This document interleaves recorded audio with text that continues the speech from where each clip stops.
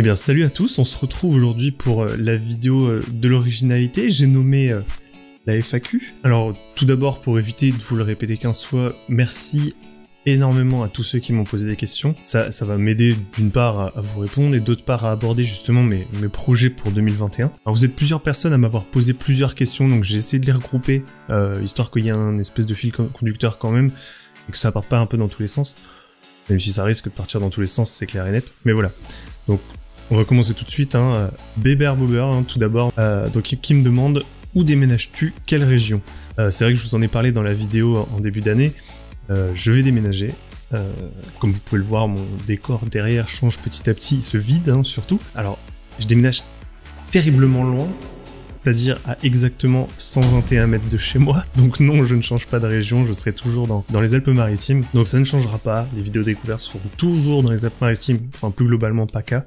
Mais voilà, je ne bouge pas d'ici. Justement, hein, puisque avant de déménager là dans mon prochain appart, je suis arrivé ici dans le sud, parce que je ne suis pas d'ici. Et justement, Ram Riding to the Well qui me dit, si je ne me trompe pas, tu es un gars du Nord. Mais qu'est-ce que tu fous dans le sud? Et bah c'est une bonne question, puisque Cheestrip également qui nous demande pourquoi tu as quitté le Nord. Ah non, pardon, pourquoi tu as quitté le Schnorr, c'est important. Alors je vais pas rentrer dans les détails, puisqu'il y en a une partie qui concerne ma vie privée. Pour vous faire simple, j'ai eu une année avant que je vienne ici qui a été compliquée, que ce soit personnellement ou professionnellement. J'ai eu un besoin de changement. Voilà, tout simplement, j'ai eu un besoin de changement, et j'ai hésité entre la région d'Annecy, la région de Montpellier et justement PACA, enfin Alpes-Côte d'Azur, pardon. Ce sont trois régions que je connais et que j'avais déjà visitées, etc., mais pour lesquelles j'hésitais un petit peu. Forcément, le côté professionnel a aidé aussi au choix, mais voilà, je suis vraiment tombé amoureux ici de la région, des paysages, et je me suis dit c'est là que je voulais habiter. Comme je redis, je rentrerai pas dans les détails personnels, mais voilà, j'avais une année très très compliquée, et vraiment un besoin de changement, et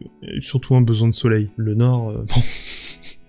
Voilà. Alors vous êtes très nombreux à m'avoir posé la question concernant les road trips. Donc il y a Ludovic Fauvet. Penses-tu faire des road trips dans l'année? Si oui, où? Cheestrip, pareil, qui nous demande, tu as des road trips de prévus pour 2021, même si c'est compliqué de savoir si on pourra bouger avec la crise sanitaire. Boss Off-Road, as-tu des projets de road trip en 2021 ou à moyen terme? Si oui, où aimerais-tu te rendre et pourquoi? L'envie y est. Totalement. Sauf qu'aujourd'hui, programmer un road trip, c'est très compliqué. D'une part, parce que une fois de plus nous sommes confinés, donc j'envisage pas ça. Je suis très partisan du limitons nos déplacements pour éviter la propagation du virus, même si j'aurais été amené forcément à faire un test de dépistage avant de partir, mais c'est aussi dans l'idée de ne pas partir pour ne pas exposer ma compagne à mon retour. Donc voilà, pour le moment, l'envie est là, j'ai des projets, j'ai des idées j'en ai, j'ai même des parcours qui sont quasiment déjà programmés, en fait, où j'ai plus qu'à les mettre en place, tout simplement. Mais voilà, c'est des envies qu'il y a et qui vont arriver, j'espère. Peut-être pas 2021, ce sera peut-être 2022, on verra. Mais voilà, c'est trop incertain à l'heure actuelle, mais c'est clairement quelque chose que je referai. Le premier trip que j'ai fait dans les Alpes était incroyable et forcément j'en referai. Il y a de fortes chances d'ailleurs que j'en refasse, notamment avec Vincent, que vous avez vu dans de nombreuses vidéos. Cheestrip, toujours, qui nous demande, tu as prévu de changer de moto ou tu restes sur la Z900? C'est un vaste sujet, car oui, j'ai prévu de changer de moto. La Z900, c'est une moto incroyable que j'adore, mais c'est une moto qui n'est pas adaptée au voyage. Enfin, je trouve. Comme vous le savez, je suis très grand, une moto qui est pas forcément la plus adaptée à mon gabarit. Et d'ailleurs, c'est un sujet qu'on a abordé dans la vidéo avec La Vache qui roule, justement son interview, on a abordé ce sujet des motos. Donc probablement que ma prochaine moto sera un trail. Il y a 90% de chances que ma prochaine moto soit un trail. C'est quasiment sûr pour ça. Maintenant, quand est-ce que je vais changer? Ça, c'est la grande question. Parce qu'à la base, ça devait être prévu pour cette année. Sauf que j'ai l'immense honneur de vous annoncer que je vais devenir papa. Donc forcément, ça chamboule tout dans ma vie. Notamment le déménagement, hein, pour prendre un appartement plus grand, puisque aujourd'hui je suis dans un T2. Et bien, tous les frais que ça engendre, etc. J'ai également dû, mais ça c'est rien à voir, j'ai également dû changer de voiture. Bref, tout ça, c'est des frais qui font que le projet moto a été retardé, mais pour des bonnes raisons. voilà. Alors, forcément, vous vous doutez bien, qui dit enfant dit ça va peut-être affecter un petit peu la chaîne tout de même. Je sais pas encore comment. Je sais pas, je n'ai aucune idée de quelle façon ça va affecter la chaîne, je n'ai aucune idée de comment je vais pouvoir gérer tout ça entre boulot, enfant, etc. Mais voilà. Je pense que je serai toujours présent. Est-ce que je vais avoir besoin de plus de temps ou ce genre de choses? Aucune idée. Voilà, ce sera la surprise. J'espère que je pourrai toujours être le plus disponible également pour vous produire des vidéos. Mais je n'ai aucune idée à l'heure actuelle de ce que ça pourra donner. Mais bon, pour revenir sur le sujet de base, où justement on a déjà parlé du changement de moto avec la vache qui roule, T-Strip toujours, qui nous demande tu vas refaire un coin au carbu avec qui? Je sais que ça a plu énormément de monde, ce au coin du carbu. J'avais pas envie de faire un live parce que j'avais aucune idée de combien de temps ça durerait. Et j'avais envie qu'il y ait des réelles pauses et surtout de laisser la possibilité à la personne que j'interviewe de couper des choses que finalement elle a pas envie de dire en fait, où elle se dit bah non, c'est finalement c'est inutile, j'ai pas envie d'en parler ou ce genre de choses. Donc voilà, je préférais faire ça en vidéo. Moi, c'est un format qui me convient beaucoup plus. J'ai adoré en plus vous faire les animations, vous rajouter des images, etc. Chose que je pourrais difficilement faire en live. Là, au moins, je peux vous imaginer un petit peu tout ce qu'on a pu faire. Enfin, tout ce qu'on a pu dire, surtout, pardon. Clairement, c'est un format que j'ai adoré. C'est un format que j'ai adoré faire. Comme je vous l'ai déjà dit, la rencontre avec la vache qui roule, c'était un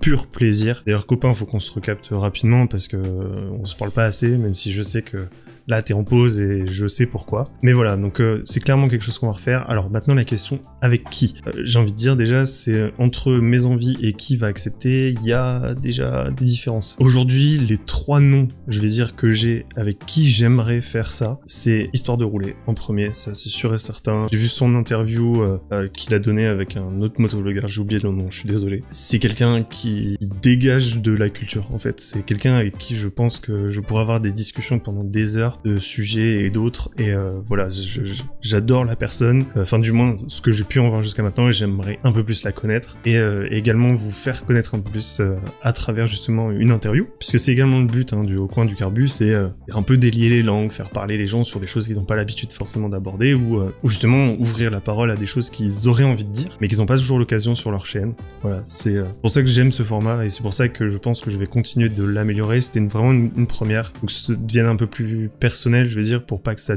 colle, enfin que ce soit identique au lounge de Valoutre par exemple. Donc j'ai envie d'avoir un peu mon style, je vais y arriver, je pense que clairement je vais y arriver, mais voilà, il faut le construire, et puis des vidéos de 2 heures, je peux pas vous en sortir non plus tous les mois, donc je vais essayer de justement espacer ça sur l'année, mais ça va venir. Donc dans un premier temps, donc comme je disais, Histoire de rouler. En deuxième, j'adorerais ces Valoutres, qui sont vraiment les 2 personnes qui aujourd'hui m'ont donné envie de faire des vidéos histoire. Et Valoutre, je l'ai vu grandir avec sa chaîne, je l'ai suivi quasiment dès ses débuts, j'ai adoré ce qu'il a fait très très rapidement, et c'est une personne en or en fait, vraiment de ce qu'on peut en voir, de sa façon d'être, etc. C'est une personne qui a l'air d'être en or, et j'ai vraiment envie pareil d'apprendre à le connaître un peu plus. Et potentiellement une autre personne que j'ai en tête, mais ça va peut-être être plus compliqué, et ça viendra peut-être plus tard, je sais pas encore, on verra bien. C'est Carbone 23, c'est pareil, c'est quelqu'un que je suis depuis très longtemps, j'ai beaucoup suivi son arrêt un peu obligatoire de la moto pour raison médicale. C'est quelqu'un que j'aimerais beaucoup aussi, beaucoup interviewer, justement, alors comment il a vécu tout ça, comment il a pu surmonter un peu tout ça. Je pense que ça pourrait également aider des gens qui sont accro à la moto, de se dire pas une fin en soi en fait, potentiellement je referai de la moto un jour, et lui ça a été le cas, et c'est pour ça que je pense qu'il y a des choses à dire et que je pense que ça peut aider des gens autour de tout ça. Voilà, donc clairement c'est les 3 noms que j'ai en tête aujourd'hui. Je pense qu'il y en a d'autres, je pense à potentiellement des boss off-road, je pense à des Airdos, voilà, j'ai plein de noms comme ça qui m'intéresseraient. Est-ce que ce sera possible un jour, est-ce que ce sera pas possible, mais voilà, l'appel est lancé, donc si jamais cela se perd quelque part, n'hésitez pas d'ailleurs à leur envoyer, comme ça ils sauront. Mais voilà, c'est 3 noms, je sais que potentiellement vous le verrez, donc sachez que ça m'intéresse. Ensuite, nous avons Rogers le ch'ti motard, qui me demande ton meilleur et ton pire moment à moto. Alors, le pire moment à moto, on va dire que c'est celui-là. Mais je vous l'ai jamais montré en vidéo. J'ai pas envie de faire une vidéo, regardez mon accident, truc, machin. J'en ai parlé vite fait sur Instagram. Mais voilà. On va dire que jusqu'à aujourd'hui, c'est mon pire moment en moto. Mon meilleur moment en moto, ça reste bien évidemment mon road trip dans les Alpes. C'était un pur moment de partage entre potes, de découverte, de voyage, on se vide la tête, on part 3 jours et puis voilà, on découvre des paysages formidables. Je pense que la vidéo retrace très bien tout ce que j'ai pu vivre, même si je vous ai pas mis des moments de vie entre nous, etc. Et je pense que c'est quelque chose qui viendra dans les prochains road trips.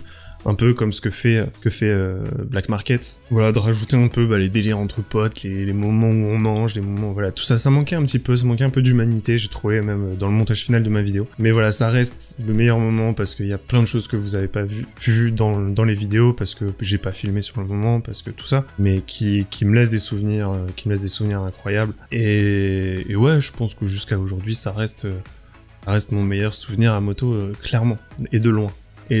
Alors, encore Beber Bobber qui nous demande: est-ce que tu nous referas un live avec Vache? J'en sais rien. Enfin, peut-être que justement on fera un live. Et pas une vidéo YouTube, mais en live discussion, où on traiterait d'un sujet, peut-être, je sais pas. C'est quelque chose qui a discuté avec lui, mais pourquoi pas? C'est clairement une idée, le courant passe très bien, c'est quelqu'un qui a des choses à dire, j'ai des choses à dire, donc potentiellement, voilà, on pourrait totalement se faire une vidéo, enfin un live carrément de discussion avec vous, où on réagit par rapport à des choses, où on discute avec vous. C'est une idée, clairement je la garde, et je pense que ça pourrait peut-être se faire un jour. Alors, Boss Offroad qui nous demande: que penses-tu du monde de YouTube? Pourquoi avoir créé une chaîne? Que penses-tu de la communauté motarde? Alors c'est un vaste sujet, disons. On a déjà beaucoup parlé avec la vache qui roule de tout ça. Je pense que le monde de YouTube aujourd'hui, il est trop axé sur du divertissement pur et je vais pas dire de la connerie. Aujourd'hui, ce qui marche le mieux sur YouTube, ça reste ce qui est aujourd'hui qualifié de fit and fun, en fait. C'est on se regroupe entre YouTubeurs et on fait des conneries. Et pas du tout ce que moi j'ai envie de transmettre. Beaucoup de YouTubeurs en ont déjà parlé, mais notamment Valoutre en a beaucoup parlé pendant de ses lives. Aujourd'hui, la connaissance n'est pas ce qui intéresse le plus sur YouTube. Là, on le sait, c'est dommage. Enfin, du moins sur le YouTube francophone. Et c'est un peu dommage pour ça. Moi, ce que je fais sur YouTube, je le fais pas pour les vues. Je le fais pour me faire plaisir avant tout. Et ça rejoint donc le pourquoi j'ai créé une chaîne YouTube, c'est pour partager en fait. Tout simplement, moi j'aimais bien le montage, j'aime bien les belles images, j'aime bien l'histoire, j'aime bien m'instruire, me renseigner sur des divers sujets, etc. Je me dis, pourquoi pas le retransmettre. Voilà, c'est la seule raison pour laquelle je l'ai fait. Si ça fait des vues, c'est bien. Si ça fait pas de vues, tant pis. Tout le monde me dit qu'aujourd'hui, je mériterais plus de vues. Moi, je me dis, si j'en ai pas plus, c'est que je les mérite pas. Et point barre, c'est tout. Enfin, aujourd'hui, voilà, moi, je le prends comme ça. Pas envie de me prendre la tête avec les chiffres. Je me suis trop pris la tête avec les chiffres au début. Maintenant, je laisse vivre. Voilà, mais si vous voulez, on a discuté plus longtemps du sujet avec la vache qui roule. Je renvoie vers la vidéo, je vous la mets en fiche ici. Comme ça, vous pourrez voir un peu toute la discussion qu'on a eue autour de ça. Et donc, la question suivante: que penses-tu de la communauté motarde? C'est compliqué. C'est compliqué parce que, en fait, j'ai pas envie de me mettre des gens à dos bêtement pour des choses qui seraient mal interprétées, en fait. Mais pour moi, aujourd'hui, la communauté motarde, elle est majoritairement, 1, beauf, 2, égocentrée, je vais dire. Et toutes les actions qui sont faites, pour moi, ne vont pas dans le sens de défendre notre passion. Parce que, je suis désolé, mais quand je vois les manifestations sur l'interfile, alors, chose que je soutiens totalement, pour moi, c'est stupide d'interdire l'interfile quand...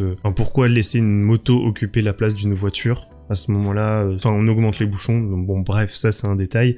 Pour moi, c'est pas les motards qu'il faudrait interdire d'interfile, mais c'est plutôt éduquer les gens en voiture à l'interfile, c'est-à-dire leur faire comprendre qu'il y a des motos qui peuvent passer à côté de vous. Par contre, réglementer correctement l'interfile. Cependant, donc pour en revenir à ça, pour moi, faire circuler 2000 motos en plein centre-ville, sans chicane, qui font un barouf d'enfer et qui s'amusent à faire des rupteurs, croyez-moi, hein, la seule chose que les gens qui sont autour, ils ont envie de vous faire, c'est d'aller vous insulter de tous les noms, et juste votre cause, ils s'en foutent. Et le problème, c'est ça, c'est que vous avez pas encore compris, et que si vous voulez que nos revendications soient comprises et soient acceptées et soient peut-être potentiellement soutenues par le reste des gens, et comme des caisseux, hein, comme on dit bien souvent, et c'est pas en faisant ça, en fait. C'est pas comme ça. Je comprends pas. Je comprendrai jamais, je pense, ce genre de réaction, peut-être que le principe, c'est juste d'aller foutre le bordel.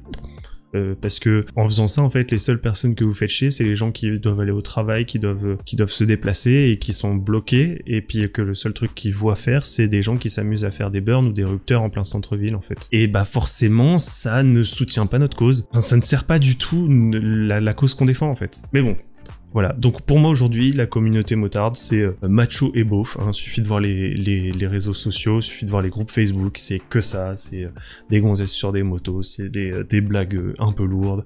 Ça me fatigue en fait par rapport à ça. Et à côté de ça, pour moi, une communauté qui est très égocentrée, c'est on est motard, on est prioritaire, on est...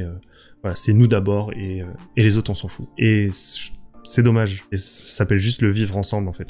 Ouais, alors je suis en train de faire le montage et justement je me rends compte que mes propos sont un peu durs quand même. Mon avis sur la communauté motarde n'est absolument pas tout noir. Bien au contraire, je trouve que il y a énormément de valeurs qui sont importantes, qui sont présentes au sein de cette communauté. Principalement l'entraide entre motards, le fait de se saluer, le respect, etc. Ça c'est des choses que je trouve absolument géniales, mais pour rejoindre un peu le discours que je tenais avant, c'est que je trouve que cette mentalité se limite seulement au monde de la moto et ça serait bien que ça s'étende un peu plus. Mais voilà, il y a de très très bonnes valeurs qui sont défendues dans la communauté motarde et il faut que ça continue.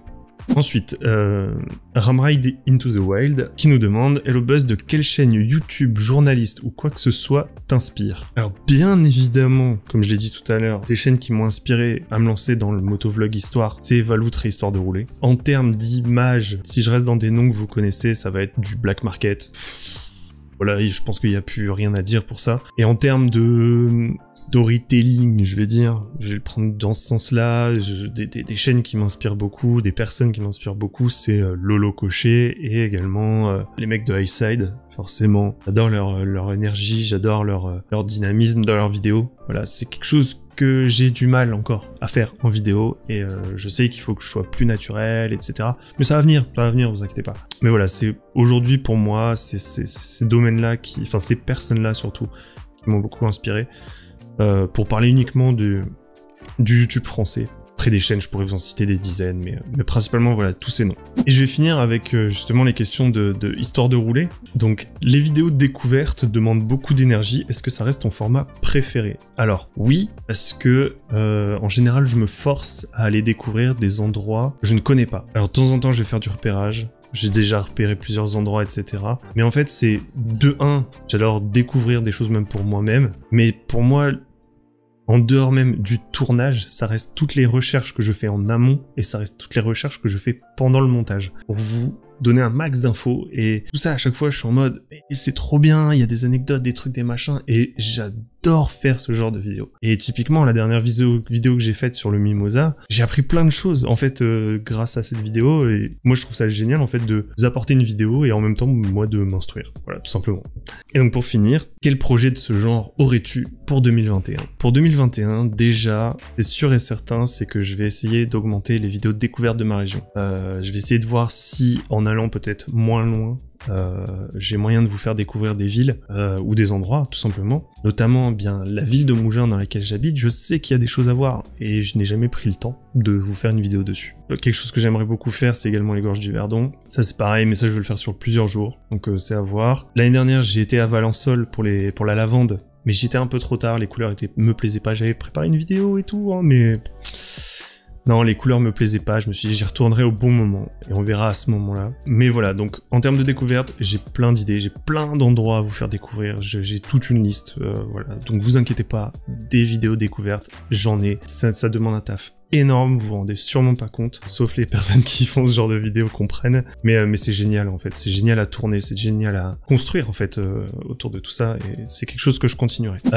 Sinon justement, pour les vidéos qui me demandent quand même énormément de taf, qui sont les vidéos histoire de moto, en général ça me demande beaucoup de travail de recherche et de préparation avant de la tourner. Ça me prend beaucoup de temps, c'est en termes de recherche d'illustration. Sur des choses qui sont plus récentes, etc., c'est facile, YouTube, Google, vous trouvez très très facilement des dizaines et des dizaines d'images. Mais j'étais embêté sur certaines vidéos et j'ai dû prendre des images d'illustration un peu, mais ça collait pas forcément à ce que je recherchais. Donc bon, on fait avec. Mais par contre, pour rendre ces vidéos un peu plus dynamiques, pour rendre qu'elles soient un peu plus interactives, je vais dire, eh bien maintenant je serai accompagné de mon petit pote qui s'appelle Buzzy. Yo, salut tout le monde, comment ça va? Et attends, comment ça, petit? T'es un fou, toi? Non mais ça va, calme-toi, c'est bon. Tu te prends pour qui? Non mais vraiment. On se voit bientôt, on en reparle. Vas-y, c'est bon, je me casse, moi. Enfin voilà, donc maintenant je ne serai plus tout seul pour ces vidéos. Déjà je vous l'annonce, c'est un format que je vais continuer de faire. Donc en gros, aujourd'hui, j'ai 3 types de vidéos qui vont continuer, qui sont donc au coin du carbu, qui sont histoire de moto et qui sont les vidéos découvertes de la région. Est-ce que autour de tout ça, il y en aura d'autres? sûrement. Je vous promets rien, je ne sais pas encore, enfin si, je sais, j'ai des idées, mais je peux rien vous promettre. Mais voilà, c'est quelque chose qui va arriver. Je vais essayer de me tenir au moins à une vidéo par mois. Est-ce que je vais pouvoir faire plus? On verra, je l'espère. Mais c'est vrai que le fait de ne plus rouler n'aide pas très clairement. Je pense que j'ai répondu à toutes vos questions. Je pense qu'avec ça, vous savez comment on va s'orienter la chaîne en 2021. Et au moins, voilà, vous avez toutes les réponses à vos potentielles questions que vous aviez. Et sur ce, eh bien, je vous dis à la prochaine. Portez-vous bien, faites attention à vous. Puis à bientôt. Allez, ciao.